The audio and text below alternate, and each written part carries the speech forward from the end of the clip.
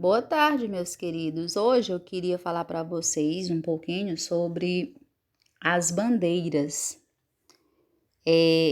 Porque na aula passada vocês viram que os padres jesuítas, eles chegaram aqui no Brasil, né, com os primeiros exploradores portugueses. E aí começaram o trabalho de catequização dos índios, certo? E vocês viram também no livro de vocês que para explorar também esse território, eles contavam com os bandeirantes. Aí eu achei por bem, para você entender melhor, hoje falarmos das bandeiras. E o que eram essas bandeiras? Não tem nada a ver com a bandeira em si.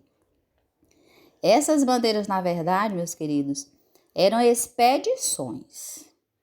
Eram comandadas por uns homens que, devido o nome dessas expedições serem bandeiras, eles ficaram conhecidos como os bandeirantes. Os bandeirantes paulistas, na verdade. Por quê?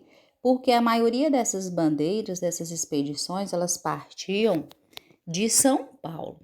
Inclusive, São Paulo, como a maioria dessas bandeiras partiam de lá, São Paulo ficou conhecida como Terra dos Bandeirantes. Mas, seguinte, e o que era que esses bandeirantes queriam?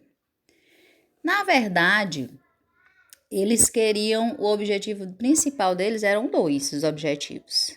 Era capturar indígenas, para fazer os indígenas trabalharem forçados para eles, e, é claro, como a maioria das pessoas, dos homens daquele tempo que exploravam a nossa terra, eles iam atrás de quê? De ouro, de prata, de pedras preciosas.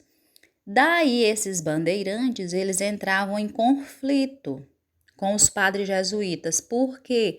Porque os padres jesuítas, eles não concordavam com a forma violenta que os bandeirantes tratavam os indígenas. Eles chegavam atacando com tudo e destruindo suas moradias, né?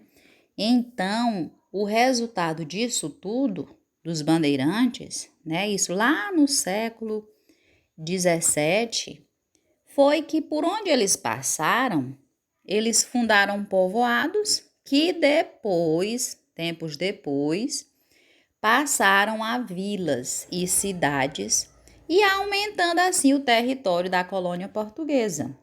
Agora você pode fazer a leitura aí desse texto que eu coloquei a imagem, que você vai entender melhor esse esclarecimento que eu fiz.